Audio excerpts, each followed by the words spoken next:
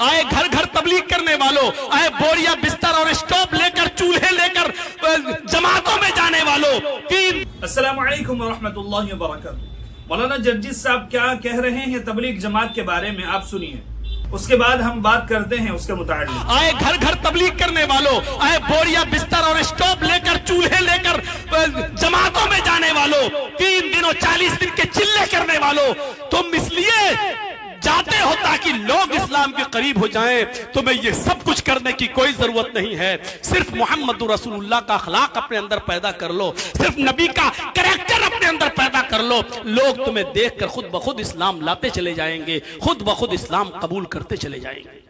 मौलाना जर्जिस साहब फरमा रहे हैं कि लोग तबलीग जमात में इसलिए जाते हैं कि लोग दीन के करीब हो, लोग इस्लाम के करीब हो।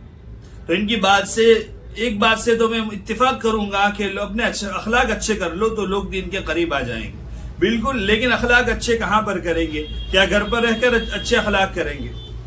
और लोग जाते हैं तो सिर्फ इसलिए नहीं जाते कि लोग दीन के करीब हो, इस्लाम के करीब हो, बल्कि उससे पहले नीयत ये कराई जाती है कि नीयत से जाओ, अपने ईमान के बढ़ाने की नीयत से जाओ कि अल्लाह के रास्ते में निकलेंगे और किताबों में अल्लाह रसूल की बातों को सुनेंगे, उसके जरिए से हमारा ईमान बनेगा, हमारे अमाल अच्छे होंगे, अल्लाह से हमारा ताल्लुक जुड़ेगा। ये लोग इसके लिए जाते हैं। हमारी नमाज सही कैसे हो, लोग इसलिए जाते हैं। इल्म हासिल कैसे करें, लोग ये सीखने जाते हैं। अल्लाह का जिक्र कैसे करे और उसके अल्लाह के जिक्र की अमली मश्क कराई जाती है। अखलाक हमारे अखलाक कैसे अच्छे हो और अच्छे से अच्छे अखलाक कैसे हो, सहाबा की जिंदगी अल्लाह के रास्ते में बताई जाती है। अल्लाह के रास्ते में सहाबा की कुर्बानियां बताई जाती है। सहाबा के अखलाक कैसे थे, वो अखलाक हमारी जिंदगी में कैसे आवे, ये अमली नमूना बनाकर अमली तौर पर ये पेश किया जाता है। हमारे अंदर इखलास कैसे आवे, लिल्लाहियत का जज्बा कैसे आवे, ये सारी बातें अल्लाह के रास्ते में जमातों में तबलीग में सिखाई जाती है।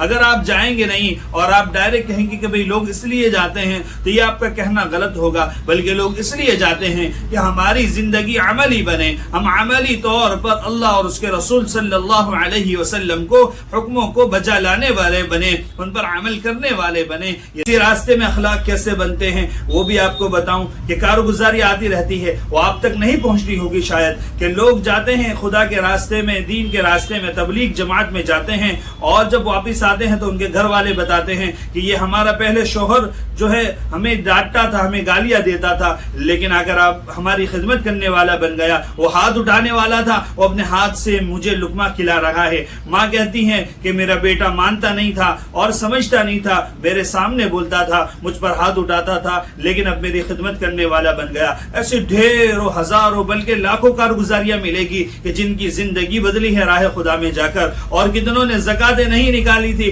जब जाकर आए देखा कि ज़कात फर्ज है, ज़कात वाजिब है, तो जब सुना तो अपनी पूरी जिंदगी की ज़कात जितनी होती वो तमाम निकाली। ऐसे ही बहुत सारे अमाल, कितनों ने अपनी कज़ाए उम्री नमाजें पढ़ी है और कितनों ने अपनी जिंदगी को चेंज किया है इसके जरिए से। तो ये राह खुदा में सिखाया जाता है। इसीलिए कि इस तरीके की बात करना कि लोग जो जमातों में जाते हैं वो न जाए, बल्कि अपने अखलाक दुरुस्त कर ले। अखलाक दुरुस्त कहाँ पर करेंगे? हजरत वाला ये भी बता देते कि अखलाक दुरुस्त कैसे करेंगे। अगर गाड़ी में बिगाड़ हो जाता है तो उसको गैरेज में ले जाया जाता है, किसी चीज का नुक्स होता है तो उसको उसी जगह ले जाया जाता है। हमारी जो है जिंदगी में अगर शरीयत पर चलना मुश्किल हो रहा है, हमें गुनाहों से बचना मुश्किल हो रहा है, तो राह खुदा में निकाला जाता है, उसकी अमली मश्क कराई जाती है, जिससे दीन पर चलना आसान होता है। इसीलिए अल्लाह के रास्तों में निकाला जाता है, इसीलिए तबलीग जमात में निकाला जाता है, इसीलिए इज्तिमा होते हैं। अल्लाह ताला हम सबको सही समझ अता फरमाए।